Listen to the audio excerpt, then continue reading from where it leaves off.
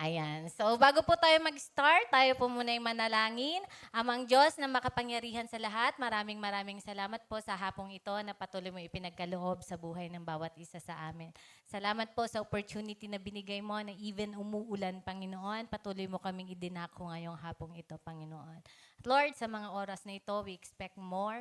Patuloy mong i-ready ang puso ng bawat isa sa amin, Panginoon, na as we hear your word, Panginoon, tunay nga, Lord, na meron kang babaguhin, meron kang aayusin sa buhay ng bawat isa sa amin.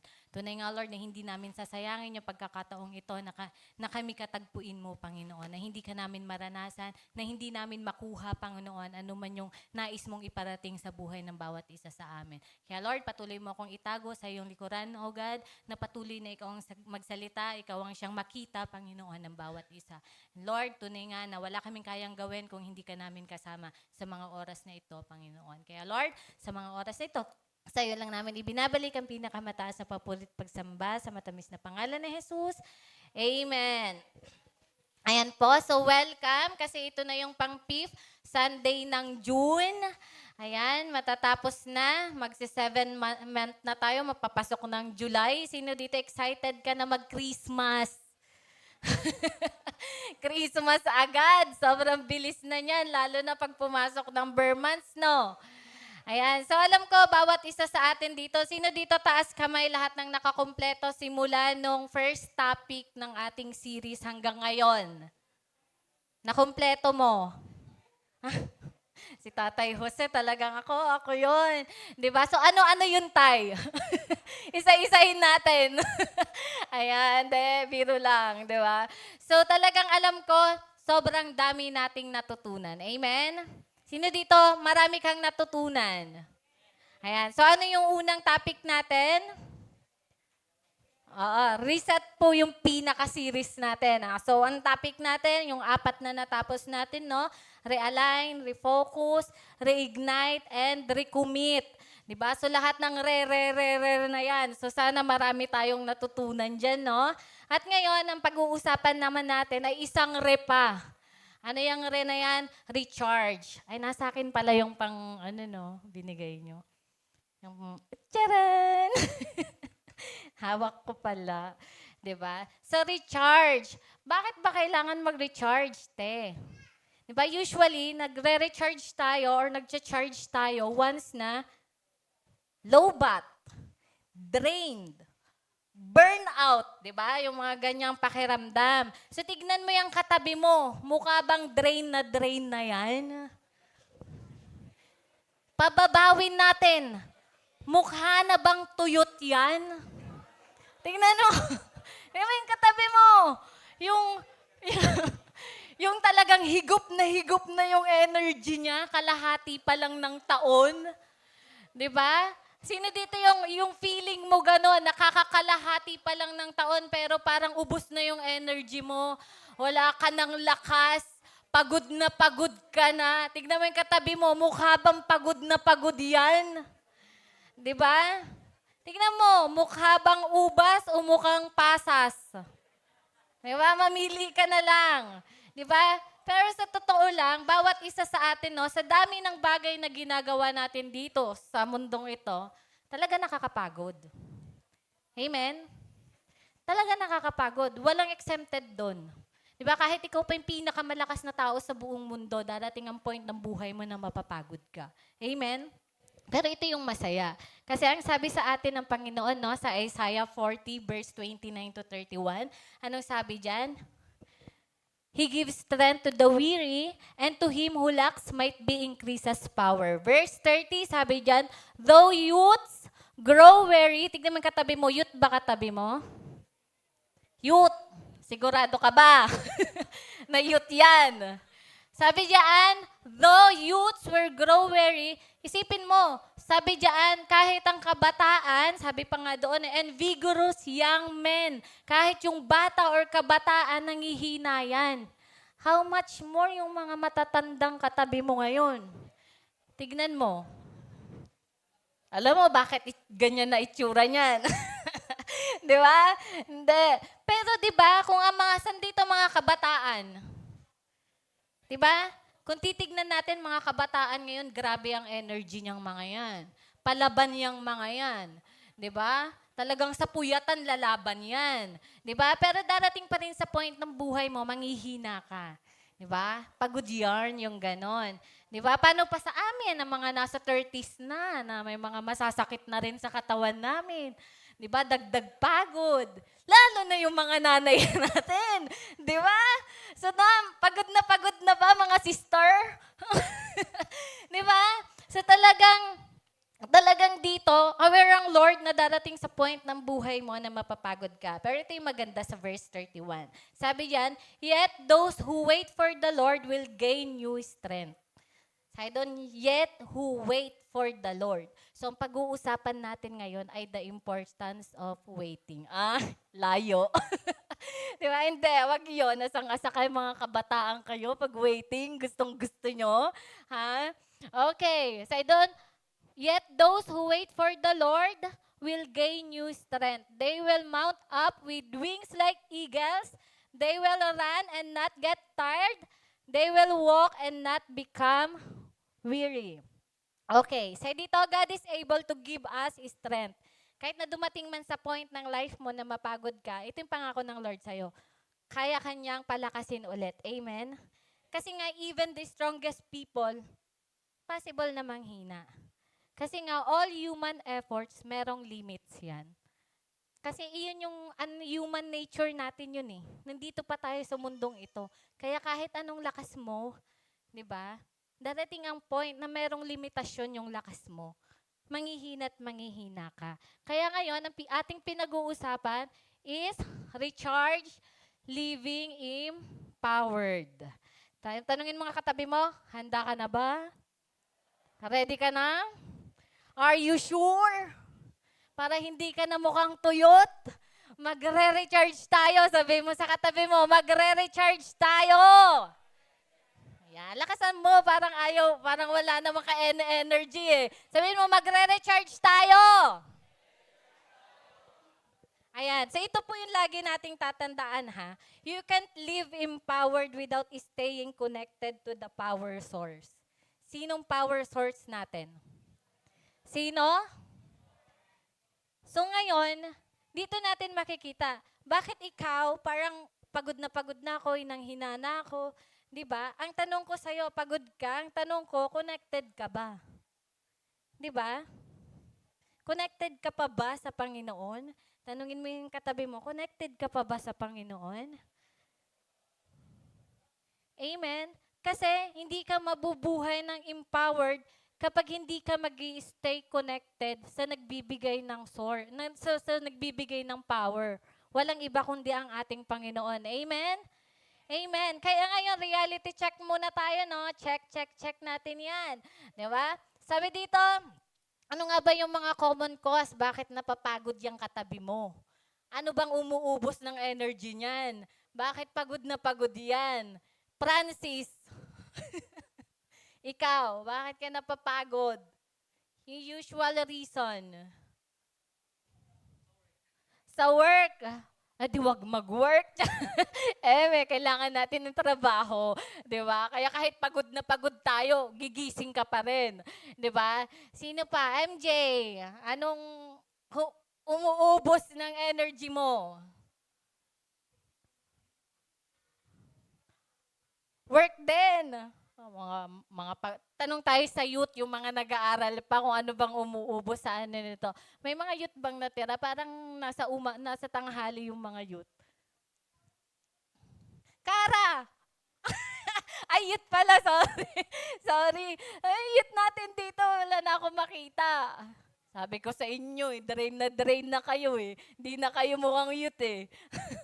Di ba? O dito, ba't nagtatago si ate na lang? Anong umuubos ng energy mo? Bakit ka napapagod? School works. Okay. So, yan yung mga usual natin, no? Bakit napapagod? Yung mga common cause, bakit napapagod ang isang tao. Una-una, pag students ka, alam naman natin yan. Tayong mga working, dumaan din tayong maging estudyante before. Alam naman talaga natin na nakakapagod mag-aral. Diba? Nakaka-drained. Ang daming pinapasa, ang daming hinahanap, ang daming exam, sabay-sabay. As in, nakakapagod talaga. Amen? Pag nagtatrabaho ka naman, akala mo chill na pag nagtatrabaho ka, di ba? Sasahod ka na lang, ganyan, ganun. Pero hindi pala yun yung realidad. Di ba? Pag nagtrabaho ka, dun pa lang ang umpisa. Nang wala ka ng tulog. Di ba? Kung estudyante ka, nakakatulog ka pa. Pag nagtatrabaho ka na, mapaalad ka kung nakakatulog ka pa ng 7 to 8 hours. Pero usual, yung ibang mga working dito, ilang oras na lang tulog nyo? 4. 6. Ay, mataas pa 6. 3? 3? Grabe sa 3 hours, te. Tulog-tulog din, ha? Di ba? Makikita mo yun yung realidad. Talagang iba. Di ba? And, uh, tapos sa students, sa working, yung mga housewife natin, sino dito yung mga proud housewife? Taas kamay! Ayan, mga proud housewife, di ba? Akala nyo, pahiga-higa lang yan? Hindi! Di ba, mas nakakapagod ang trabaho ng mga yan? Di ba, sabi ko nga, sa pagod ko nitong June, parang gusto ko na lang maging housewife. Kaya lang na-realize ko, mas nakakapagod pala maging housewife, wag na lang. Di ba? Isipin mo, mas gigising ng maaga yan. Maglilinis, magluluto, maglalaba, lahat trabaho niyan. Tapos walang sahod. 'Di ba? Tama? 'Di ba? Walang sahod. 'Di ba? Pero syempre kung love ka ng iyong asawa, bibigyan ka, abutan ka sa ang lahat ng kaperahan, 'di ba? Pero yung totoo, yung reality, talagang mas nakakapagod maging housewife. Plus, bilang mga anak ng Diyos, hindi ka lang estudyante, hindi ka lang working, hindi ka lang housewife, hindi ka lang asawa. At the same time, nagmi-ministry ka pa. Amen? So, nagmi-ministry ka pa dito sa church, meron ka pang mga ginagampan ng responsibilidad dito. Diba? Kaya talagang walang exempted sa atin na mapagod. Darating ang point sa life mo na mapapagod ka talaga. Amen? Kaya goods yung part na nagkaroon tayo ng blue collar tsaka white collar, no? Kasi medyo nabawasan na. Parang limited na lang yung mga ministry na pwede mong pasukan. Unlike before, grabe yun. Isang tao, 5 pinasukan, yung mga ganyan. Sumayaw ka na dito, mamaya nandun na, nakita mo, nagtuturo na. O kaya sumayaw dito, mamaya nandun na, nag-a-usher na. Pinagsabay-sabay lahat. Kaya anong nangyayari? Nakita mo on fire, tapos biglang nawala na siya agad. 'Di ba? Anong reason? Napagod, na burnout. 'Di ba? And next, sino dito sa yung mga department heads natin? Taas ang kamay. Di ba, mga department heads natin, nagtanong ako kaninang umaga kay Lester, sabi ko sa kanya, ano yung mga usual na sagot nila pag ini-interview sila sa ministry, no? Siyempre, di ba, alam naman natin yan, lahat ng nasa ministry, pag pumasok ka sa ministry, may interview po yon sa department heads. Di ba? Interview. Ano sa Lester kanina? Commitment. Kaya ko mag-commit dito. Ano pa? Reason. Ito talaga yung sinasabi ng Lord sa akin na ministry. Ito talaga yung nasa puso ko. Ito yung skills ko. Talagang iaano mo, talagang sasabihin mo lahat ng magandang bagay. Tapos after nun, magugulat na lang yung department head, may magchat-chat sa kanya, Kuya, ate, magre-resign na ako. Tinanggap ka, tapos nung nag-resign ka, sa chat lang, hindi mo man lang kinausap ng personal. Tapos, iniwan mo pang walang explanation kung bakit ka nag-resign. Ganun lang yon. Sabi mo sa katabi mo, ikaw ata yun. Di ba? Parang ako ata yun. Di ba? Sorry, Lord. Di ba? Pero makikita natin, no, papasok ka sa ministry na talagang gustong-gusto mo, tapos pag napagod ka na, resign ka na. Chat lang. 'Di ba? Ganun kabilis. Kaya nakakalungkot, 'di ba? Nakakalungkot talaga. Kasi workload, sobrang dami, sabay-sabay, sobrang nakakapagod. Pangalawa natin, lack of support. Bakit napapagod ang isang tao? Lack of support. Ang gusto kong i-point dito, meron tayong mga kanya-kanyang department na hawak, 'di ba? Papansin nyo yung mga nasa group chat, pag meron na tayong turning point, sabi ko nga kaninang tanghali, pag andyan na yung turning point, matik na yan, magchat-chat si EJ. May picture pa yon. Guys, asan na yung mga handle nyo? Malapit na mag-start, wala pa sila. Laging ganon. And nakakalungkot kasi kung iisipin mo, mga kabataan yan eh. Madaling mahatak yan, maraming energy yan, marami pang time yan. 'Di ba? Pero pagdating dito, una-una sa mga mahirap kausap, yung mga leaders. 'Di ba? Asan yung mga handle nyo? And alam mo, kung ikaw yung nasa ministry na yon, sabihin natin sa turning point, anong mafe-feel mo? Kung ikaw yung nag-head nun, tapos hindi mo ma-feel yung support. Hindi nagsasabi yung tao, pero kung ikaw yung nandun sa sitwasyon, anong mararamdaman mo? 'Di ba? So kung ako, naniniwala ko, kung hindi matibay-tibay ang pundasyon ng mga nasa ministry natin, aayaw yan. Aalis yan, bababa yan sa ministry. 'Di ba? Sa community care natin, minsan nagko-call sila ng volunteer, wala. Merong iilang volunteer, paulit-ulit ang nagpapakita. 'Di ba? So sana magkaroon tayo ng heart na sumuport sa lahat ng activities na meron tayo dito sa loob ng simbahan. Amen? Anong mo yung katabi mo, handa ka na bang sumuport? Kasi kung titignan natin, nakakapagod kung iilan lang yung gumagalaw. Nakakapagod kung paulit-ulit lang yung mga taong tatayo. May mga cleaners tayo, nag-a-assign sinong madalas na pumupunta. Mga nanay, mga tatay. Yung mga youth, nawawala sila.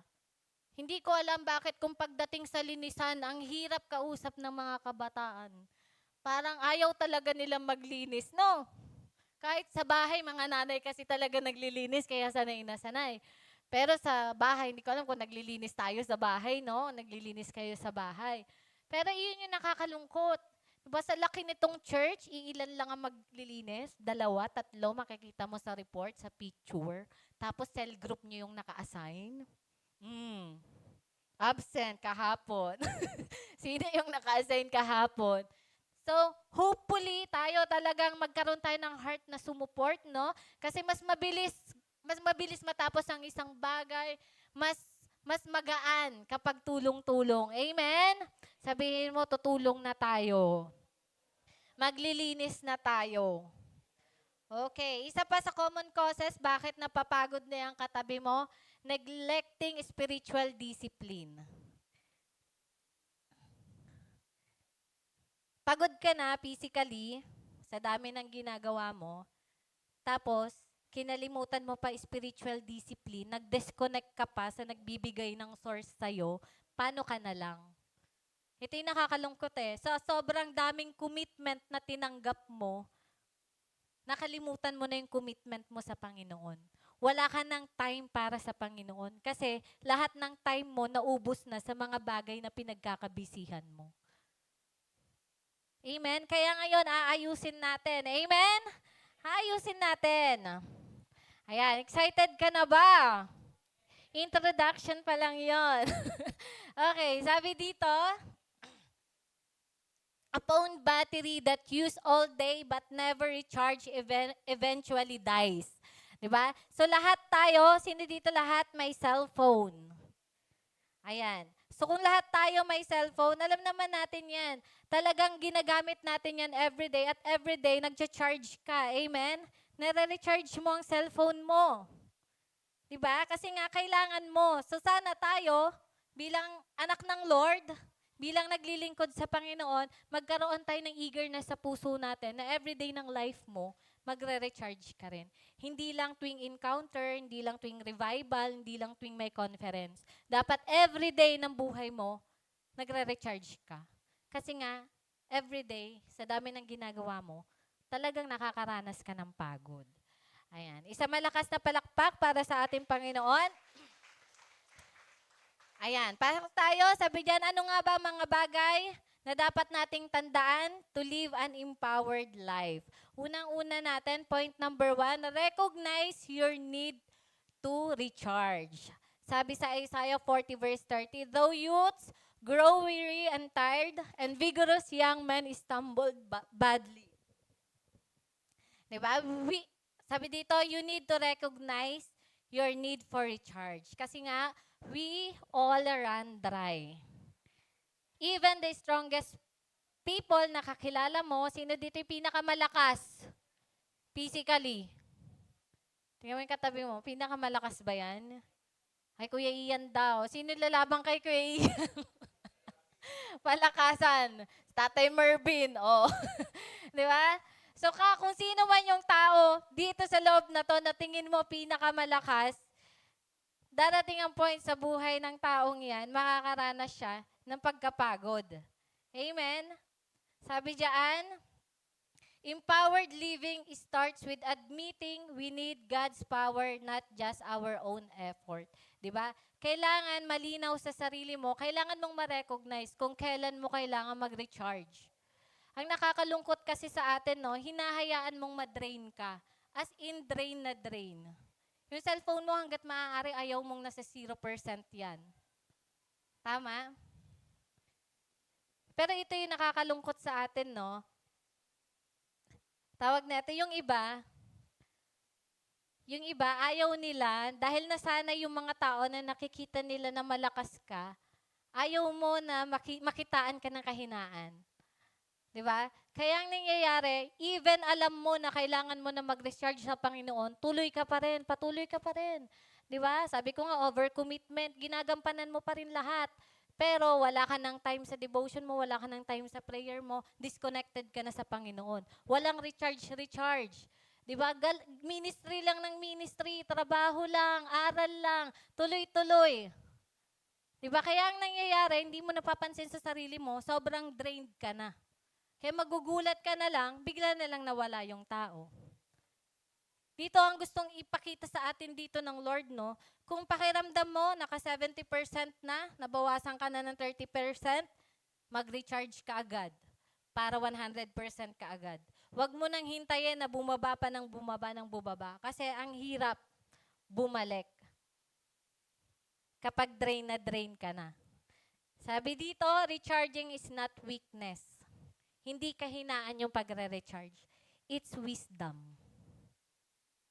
Diba? Kasi alam mo, kasi na-admit mo sa sarili mo na kailangan mo ng tulong ng Panginoon sa buhay mo. Kailangan ko mag-recharge. Kung recharge man yan, pinag-uusapan natin physically. Usually, ang ginagawa lang naman natin kapag physical, pagod. Alam ko lahat tayo pagod physically. Amen? Nakakapagod talaga, sobra. Diba? Pagod tayo physically. Una-una mong gawin, pag pagod ka physically, magpahinga ka. Sabi mo sa katabi mo, magpahinga ka naman kasi. Matulog ka. Sabi mo sa katabi mo, matulog ka. Hindi yung rest day mo, tapos tinapos mo yung Squid Game, isang buong gabi. Na dapat ipinahinga mo na, movie marathon mo pa. Tapos magre-reklamo ka, sakit ng katawan ko, sakit ng ulo ko, sakit ng bewang ko, sex bomb. Di ba? Ano pa? Magpahinga ka, matulog ka, kumain ka. Sabihin mo sa katabi mo, kain din. Yan. Di ba minsan, no, hindi ko alam kung sa babae lang to or ganito din ba sa lalaki. Sa babae kasi minsan masyado tayong madrama. Yung dami nating kadramahan sa buhay, yung pala gutom lang. Sino yun, nakaka-feel ng ganon? Parang ang lungkot-lungkot, parang ang sama-sama ng mood mo ngayon. Pero nung kumain ka, nung nakakain ka na, parang, wow, masaya na ako ulit. Di ba? Okay na ako ulit. Ano lang pala yung kanina, masyado lang ako nag-overthink. Di ba? Huwag mong titipirin ang sarili mo pagdating sa pagkain. Kaya ka natutuyot eh. Di ka kumakain. Di ka umiinom, panay ka soft drinks. Di ba? Yung Coke, ginawa mong tubig. Kaya tignan mo yung lips ng katabi mo, biyak-biyak yan. Di ba? Dry na dry. So, sabihin mo, matulog ka, kumain ka. Pag pagod ka, ganun lang yon. Pag hindi pa rin nawala yung kung ano yung mga iniisip mo, baka iba na yan. Baka si Kuya Glenn nang kailangan mo. Baka kailangan mo na nakausap. Diba? Psych kasi si Kuya Glenn. Ayan.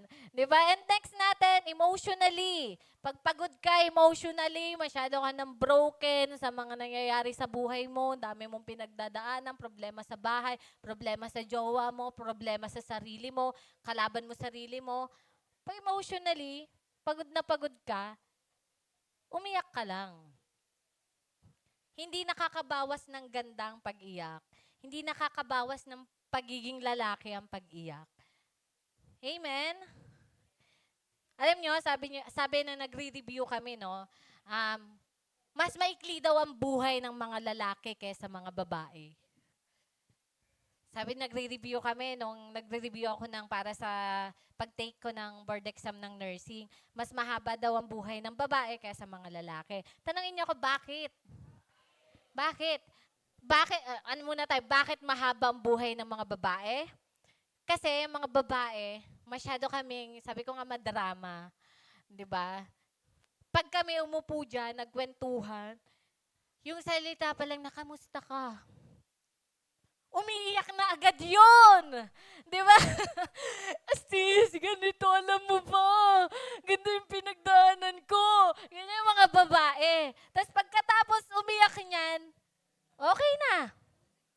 Ang gaan sa pakiramdam. Kasi nailabas niya. 'Di ba?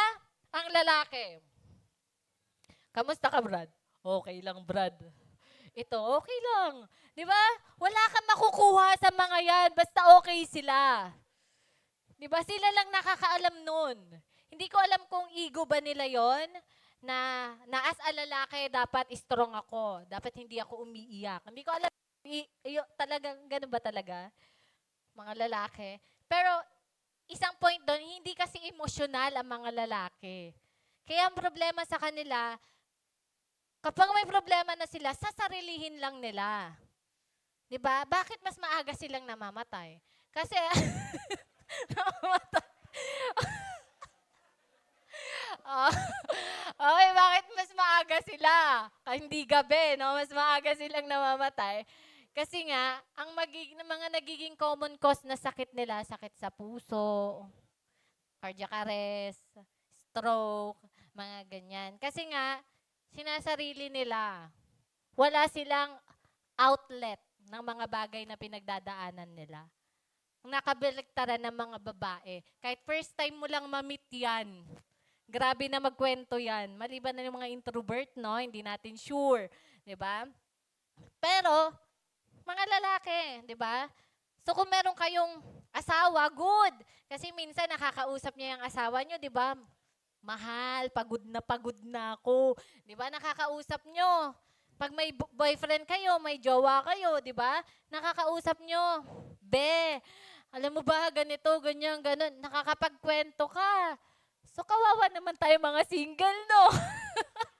Sinong kakausapin natin? Sino? Di ba? Kaya kausapin nyo naman kami, no? Kamustahin nyo naman kami kasi wala kami mapagkukwentuhan, di ba? So, ang ano doon, magjowa na kayo. Ay, hindi pala. Wag muna. Di ba?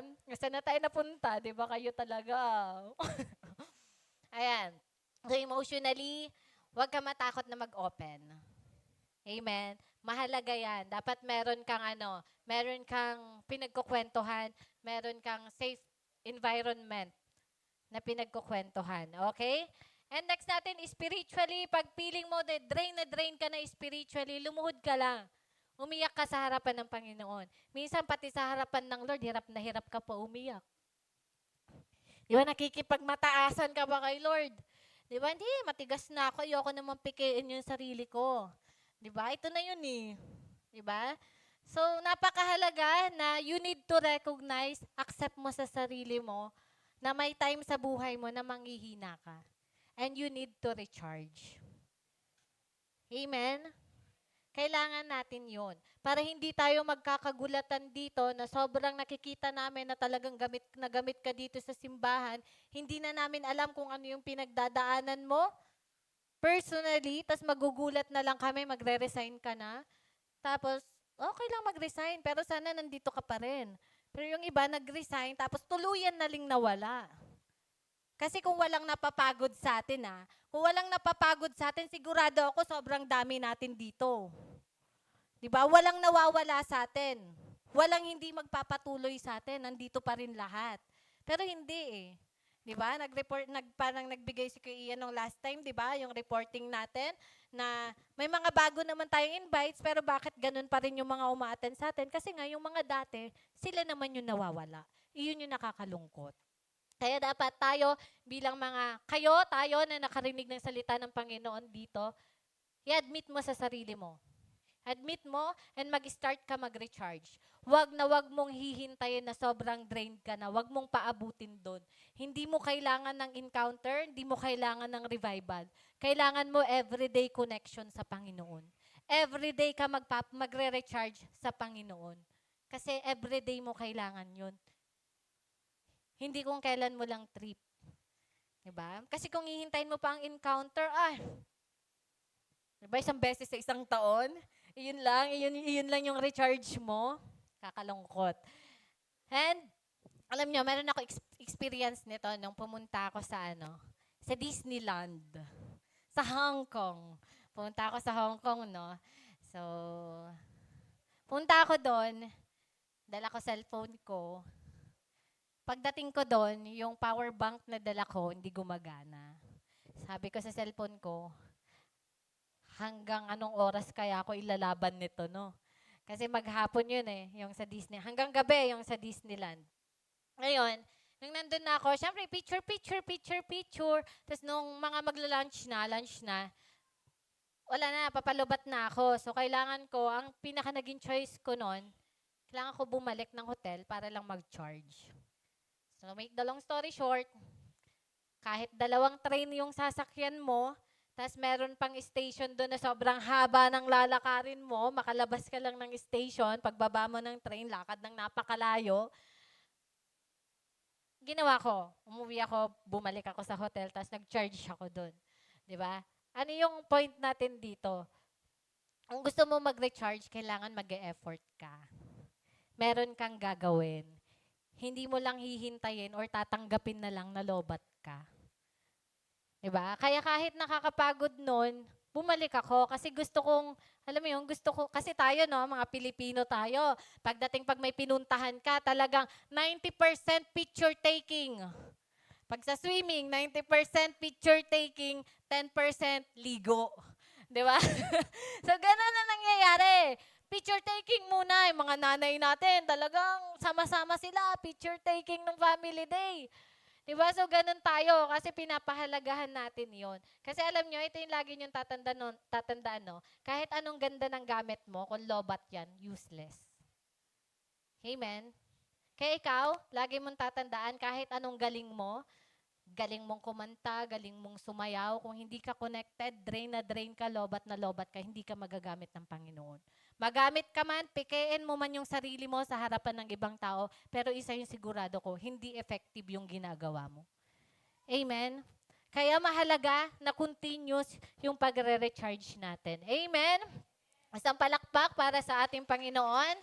Sabi doon, yung unang point natin, recognize your need for recharge. And pangalawa natin, remain connected to God daily. Sabi diyan sa John 15 verse 5, I am the vine, you are the branches. If you remain in me, and I in you, you will bear much fruit. Apart from me, you can do nothing. Sino dito naniniwala na kung wala ang Panginoon, wala kang magagawa? Amen? Kung wala ang Panginoon, wala tayong kayang gawin. Amen? Kaya you need to have a daily connection with God. Kailangan natin ng Panginoon every day. Every day ng buhay mo. Hindi yan every monthly, hindi yan every week. Kailangan every day. 'Di ba? Kasi sa inyo, I am the vine, you are the branches. Kung mananatili ka sa akin, mananatili ako sa iyo. 'Di ba? So, kaya, bakit daily? Kasi ngayon, cellphone mo, hindi mo naman lingguhan yan, charge. Everyday, charge mo yan. 4 times pa nga 4 times a day. Minsan, kahit naka-charge, ginagamit mo pa yan. Yung ang init na ng cellphone mo, lalo na kung may ka-chat ka. Di ba? Tapos pangiti-ngiti ka pa habang may ka-chat ka. Ayan. Kasi bakit daily? Kasi daily mo rin kailangan ng strength na galing sa Panginoon. Next natin, empowerment is not a one-time event but a daily rhythm. Hindi lang siya one-time event, yung sinasabi ko nga kanina, na encounter, na revival, na conference na pupuntahan mo. Ko-connect ka lang kapag may mga activity tayong ganun. Paano kung wala? Ano nang gagawin mo? Sabi ko nga sa inyo kanina, di ba? Kung gusto mong connect sa ating Panginoon, bibigyan mo yan, lalagyan mo yan ng effort. May gagawin ka, hindi ka lang tutunganga. Hindi ka lang maghihintay na katagpuin ka ng Panginoon. Sisikapin mo sa sarili mo na makatagpo mo ang Panginoon. Amen? Amen. Ngayon, bigay tayo ng tips or practical ways kung paano tayo mag-plug in or manatiling connected sa ating Panginoon. Itong practical tips na to, no, napakahalaga nito. Kasi usually, ito din talaga yung nawawala. Once na nakaramdam ka ng pagod, ito yung una mong tinatanggal sa sarili mo. Amen? So unang-una, kung gusto mo na manatili na connected sa ating Panginoon, unang-una, dapat meron kang daily prayer. Sabi diyan sa 1 Thessalonians 5:17, no? Pray without ceasing. Palagi kayong manalangin or manalangin walang patid. Panalangin. Tanong mo yung katabi mo, ilang beses ka, nagpe-pray ka pa ba? Yun pala yung tanong, nagpe-pray ka pa ba? Baguhin natin, marunong ka ba mag-pray? Di ba? Ang hirap ng gusto mo na connected ka sa Panginoon pero hindi mo naman siya kinakausap. Paano yun? Paano mangyayari yun? Yung jowa mo talagang 24/7 nakakausap mo. Pero ang Panginoon hindi mo makausap. Kung titignan natin sa verse 18, sabi doon, at magpasalamat kayo sa Diyos sa lahat ng pagkakataon. Sabi doon, magpasalamat tayo sa Panginoon sa lahat ng pagkakataon. Hindi lang doon sinabi, magpasalamat ka kapag maayos ang buhay mo. Magpasalamat ka kapag strong ka. Magpasalamat ka pag lahat binibigay sa'yo. Hindi, sabi doon, lahat ng pagkakataon. So kung nasa point ka man ng buhay mo, na dry ka ngayon, parang wala na yung fire sa puso mo, parang pagod ka na, still magpasalamat ka pa rin sa Panginoon na hanggang ngayon nabubuhay ka pa. Amen? And pangalawa, regular reading of God's Word. Sabi sa Joshua 1:8, kabisado natin yan. Ang sabi sa Joshua 1:8, Do not let this book of law depart from your mouth. Meditate on it day and night and day. Di ba? So that you may be careful to do everything written in it, so that you will become prosperous and successful. Sabi doon, meditate on it day and night. Naranasan mo na ba yung nagbabasa ka ng salita ng Panginoon, tapos hindi mo na maintindihan kung ano yung gustong sabihin sa'yo ng Lord? Dumating ka na sa point ng buhay mo na ganon. Pero ang gusto ng Lord, kahit nasa point ka ng life mo, na hindi mo na maintindihan kung bakit ka pa nandito, hindi mo na maintindihan kung ano yung gustong sabihin ng Lord sa'yo. Minsan tinatabla mo na kung ano yung gustong sabihin ng Lord sa'yo. Ayaw mo na. Parang, alam mo yon, parang hindi, ayaw ko to, parang namimili ka na lang. Parang same na naman to nung nakaraan. Parang kahapon ganito din yung gustong sabihin ng Lord sa akin. Ayaw ko to. Diba, hanap ako ng iba. Kaya tayo tuluyang nadidisconnect sa Panginoon. Kasi hindi na tayo nagbabasa ng kanyang salita. Which is na dapat everyday nagbabasa tayo. Nagkwentuhan nga kami nung nakaraan sa light group ko. Sabi nila, nakakamiss dati, no? Kakamiss naman talaga dati. Ang papayat namin dati. Papayat namin dati. Tayo, papayat natin dati. Ngayon, anong nangyari, di ba? Parang si Kuya Glenn na lang pumayat. Ayan. Di ba, sabi namin dati, grabe, no? Dati hindi lang devotion. Meron pang mga Bible reading. Maliban sa devotion na nagbabasa ka ng salita ng Lord, meron pang additional na Bible reading. Simulan mo sa Genesis hanggang matapos mo hanggang Revelation. May mga ganyan. May mga 30 days challenge, may mga 60 days challenge, 90 days challenge. Ngayon, devotion na lang, sobrang challenging pa. Di ba? Pahirapan pa. Pahirapan pa pagdating sa pag-check. Di ba? Hindi na rin natin magawa. Kaya sana bumalik tayo sa part na magkaroon tayo ng eagerness pagdating sa salita ng Panginoon. Ang pangatlo natin, na practical ways to plug in fellowship with the believers. Sabi sa Hebreo 10 verse 25, huwag nating kaliligtaan ang pagdalo sa ating mga pagtitipon, gaya ng nakasanayan ng iba. Sa halip, ito yung gusto ko, palakasin natin ang loob ng isa't isa. Kasi sino pa bang magpapalakasan dito? Kundi tayo-tayo rin. Kaya kung iaalis mo yung sarili mo sa fellowship, kasama yung mga kasama mo dito, kasama yung mga nakakasama mo sa light group mo, ano na lang mangyayari sa'yo? Kung tataguan mo sila, ano na lang mangyayari sa'yo kung aalis ka?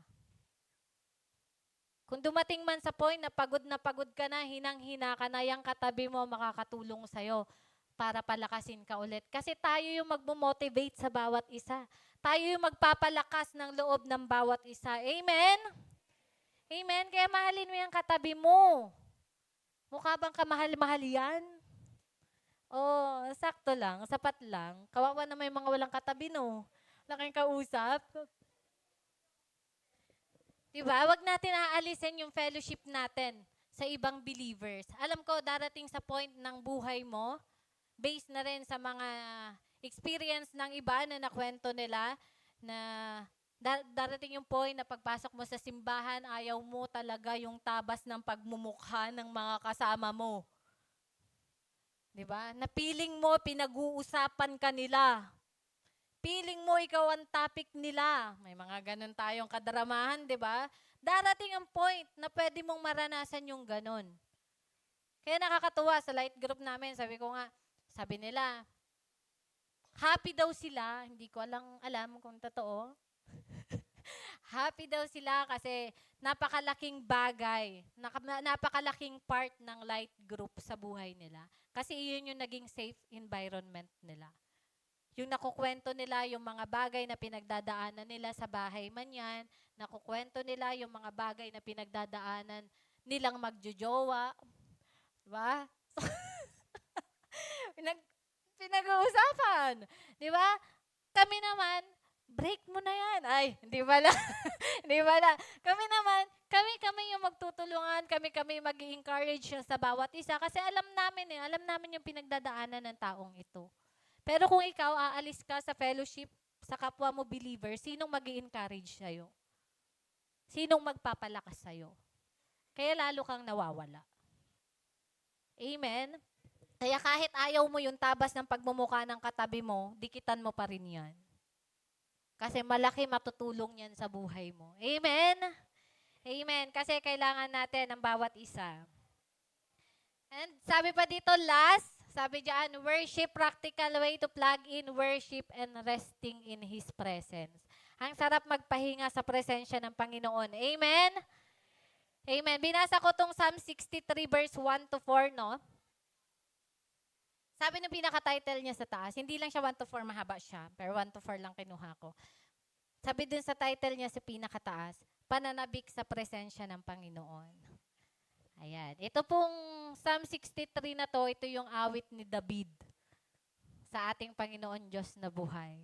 Awit ni David habang siya ay nasa disyerto, nasa wilderness. Kasi alam niyo po ba, nung si David, in-anoint siya ng Panginoon, sinong ginamit ng Lord para i-anoint si David? Sinong tao? Si Samuel. Ginamit ng ating Panginoon si Samuel para i-anoint si David. Nung in-anoint si David, in-anoint si David para maging hari. 15 years pang tumakbo bago na fulfill.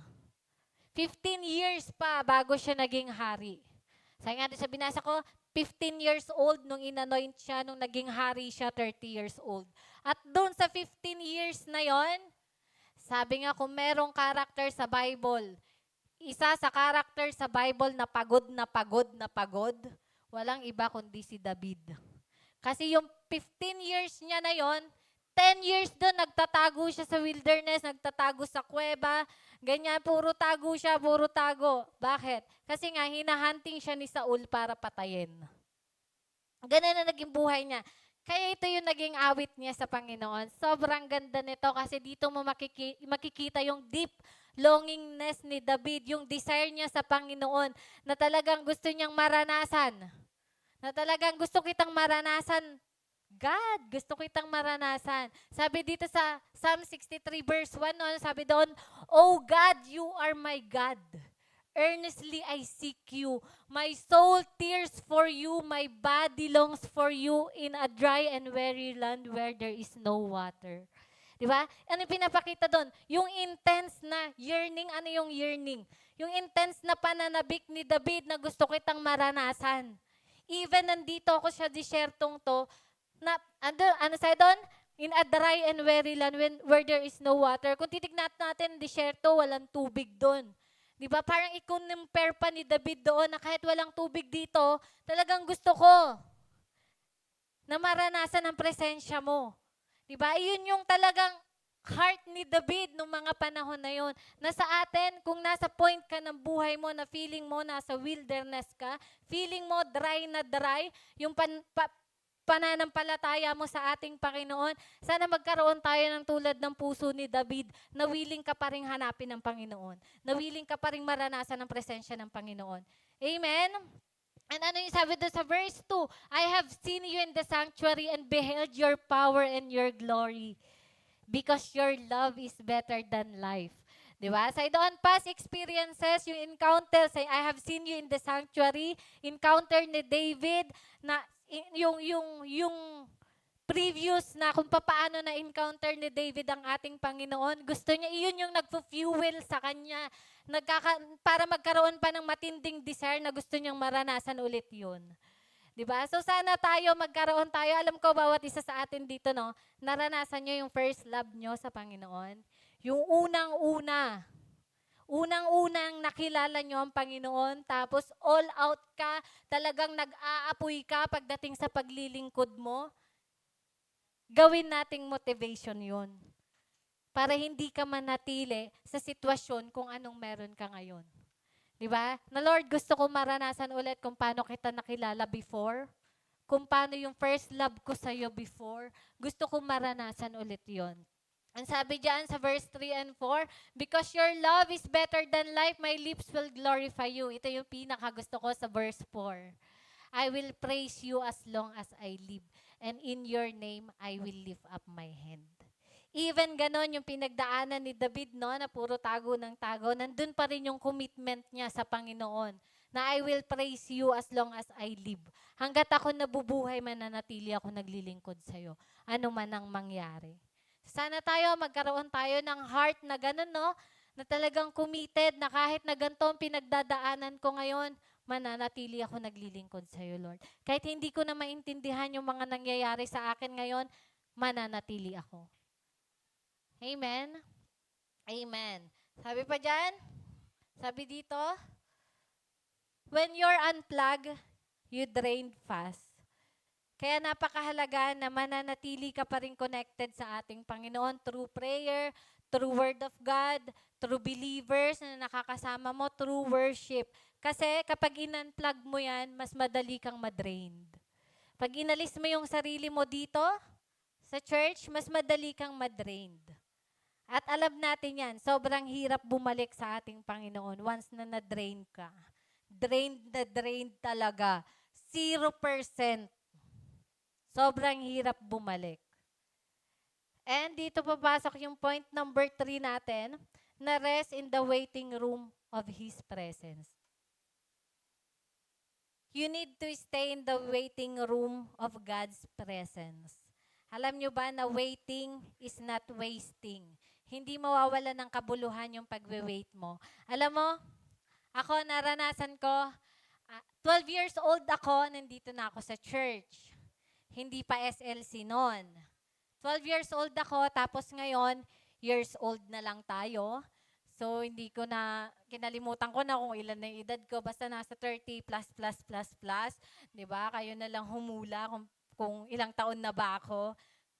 So, sa 12 years old ko to 30 plus, merong times sa buhay ko na alam ko sa sarili ko na sobrang dry, sobrang hindi ko alam kung bakit pa ako nandito sa church. Hindi ko alam bakit pa ako nagpapatuloy.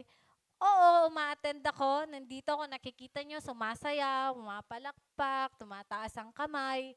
Pero alam ko sa sarili ko na sobrang layo, sobrang dry. Alam nyo, ilang taon umabot yung sa akin nun? 2 years. 2 years kong nilaban yun sa Lord, na Lord, gusto kitang maranasan. Lord, kailan ulit? Lord, kailan ko ulit mararanasan yung unang pag-ibig, yung fire ng paglilingkod ko sa'yo? 2 taon, te. Sobrang hirap nun. Yung a-attend ka dito na parang zombie ka lang. Buhay ka, pero hindi na tumitibok nakatayo ka pero hindi na tumitibok yung puso mo sa Panginoon. Tapos tinatabla mo na lahat. Kinukontra mo na kung ano yung sinasabi ng Lord sa'yo, mga pakiramdam na gano'n. 2 years. 2 years na umiiyak ako sa Panginoon, pero pakiramdam ko sobrang layo ko talaga. Yung talagang, naranasan nyo na po ba yun? Yung nagpipray ka na parang tagus-tagusan na lang? Kasakisame na parang, Lord, naririnig mo pa ba ako? Lord, nandiyan ka pa ba? Yung mga ganong moment ng buhay mo. So ako, 2 years yon na hindi ko alam kung makakabalik pa ba ako, kung mararamdaman ko pa ba yung joy sa paglilingkod ko, kung mararamdaman ko pa ba ulit yung fire sa paglilingkod ko sa Panginoon. Pero sa dyan, sa Matthew 11:28, "Come to me all you are weary and burdened, and I will give you rest." So yung 2 years na yon, iyon yung makukonsider ko na pahinga ko. As in, sobrang pahinga.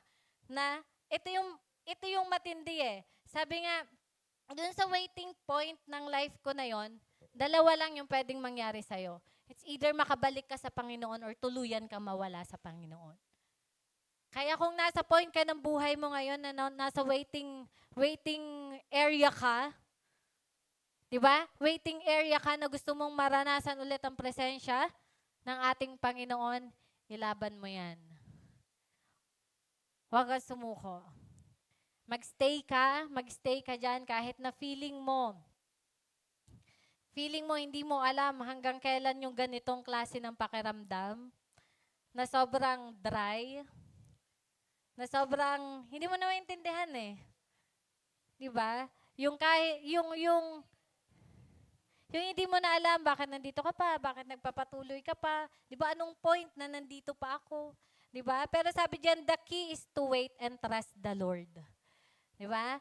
Ang pinaka-key diyan, hintayin mo. At magtiwala ka sa Panginoon na darating yung point ng life mo, kakatagpuin ka niya ulit. Hindi man natin alam kung kailan, pero kung nandun yung willingness mo na maghintay, makakamit mo yon. Amen? Isang malakas na palakpak para sa ating Panginoon. And ano yung result kapag nailaban mo yung waiting time na yan? Sabi diyan, spiritual recharge happen in the waiting room of God's presence. So yung recharge natin, maraming nga nangyayari diyan. 'Di ba? So, ilaban natin yan hanggang sa maranasan mo ulit ang presensya ng Panginoon. At kapag na-survive mo yan, ang pinaka-result ng paghihintay mo, renewed strength. God doesn't just refill you, He upgrades you. 'Di ba? Hindi ka lang basta i-refill ulit ng Panginoon, kundi ikaw yung version 2.0. Ikaw yung version na mas matindi kesa before.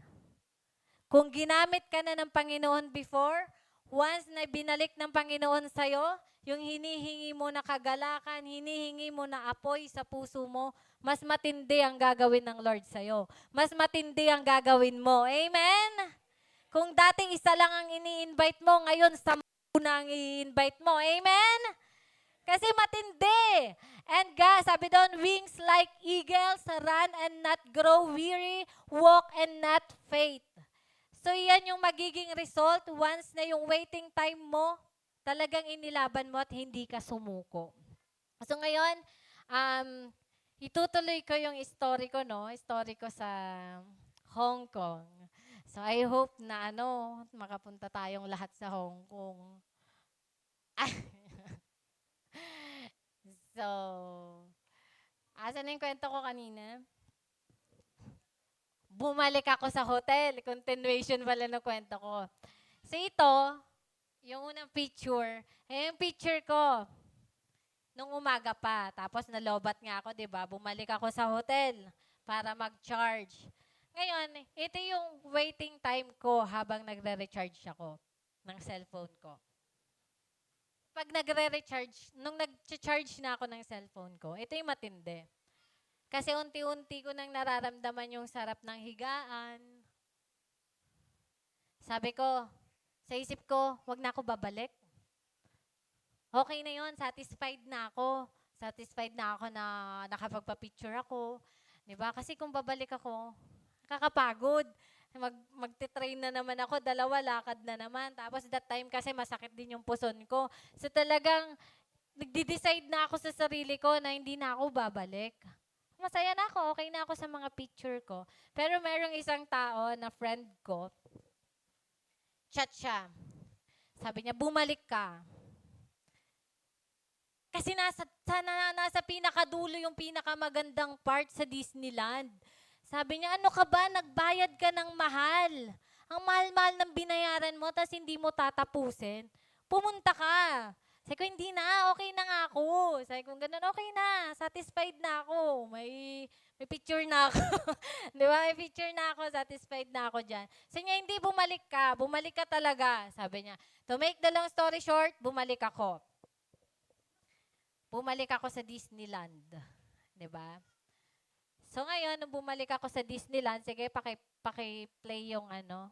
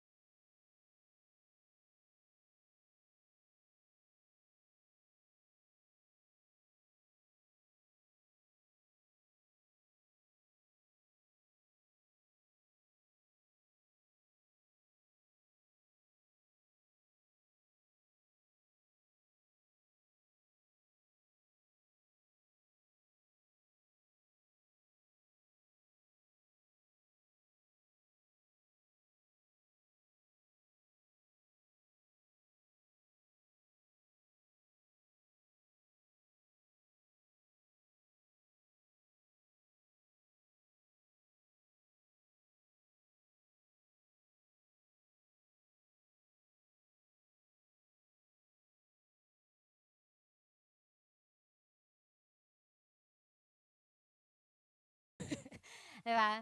Alam niyo, nung bumalik ako, yung pala talaga yung pinaka-climax nun. Kasi 1 hour yan na nag-iiba yung sobrang ganda. Kung i-compare mo sa umaga, pagdating sa gabi, sobrang magical. Alam niyo, hindi ako ma-Disney princess pero naiyak ako nung nandun ako. Hindi ko alam, pero pakiramdam ko may nahil sa akin. Hindi ko alam kung anong nahil sa akin. Pero grabe, parang isang oras na ganyan, lahat ng princess, kung sino man yung princess na kilala nyo, pinalabas doon sa video, tapos meron pa mga video sa baba, tapos mga fireworks. Sobrang ganda. Alam nyo kung anong na-realize ko dyan? Diba? Desisyon na ako. Desisyon na ako sa sarili ko na hindi na ako babalik. Sabi nung friend ko, bumalik ka. Kasi nandun yung pinakamaganda. Nasa pinakadulong part, sa pinaka-last na part. Bumalik ka, sayang yung binayaran mo. Alam nyo, ano na-realize ko doon? Napakahalaga na merong someone na magpupush sa'yo na bumalik ka. Kaya kung yung katabi mo ngayon is someone na pipilitin ka na bumalik sa presensya ng Panginoon, napakapalad mo. 'Di ba? Kasi alam nyo ba, bawat isa sa atin, merong magandang naghihintay sa'yo. Papayag ka ba na titigil ka ngayon, napagod ka, titigil ka, susuko ka na, ayaw mo na, pero merong pangako ang Lord sa'yo. Amen? Merong magandang pangako ang Lord na naghihintay sa'yo. Paano mo makikita yon kung hihinto ka na? Amen? Paano mo makikita yung promised land ng Lord sa'yo kung aayaw ka na ngayon? Kaya napakahalaga ng fellow believers natin na mag-i-encourage sa'yo na bumalik. Na kahit na pagod ka na, ayaw mo na. Kahit na ayaw mo na, bumalik ka.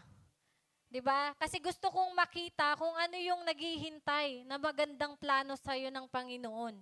Ikaw, hindi ka ba na-excite? Ayaw mo bang makita yung magandang plano ng Lord sa'yo in the future? 'Di ba? Hindi usapin dito Hindi usapin dito kung gaano ka kapagod kasi lahat naman tayo napapagod. Ang usapin dito mo, paano mo haharapin yung pagod mo? Anong gagawin mo? Pag napagod ka, ayaw ka na. Pag napagod ka, aalis ka na. O pag napagod ka, magkukontinue ka pa rin.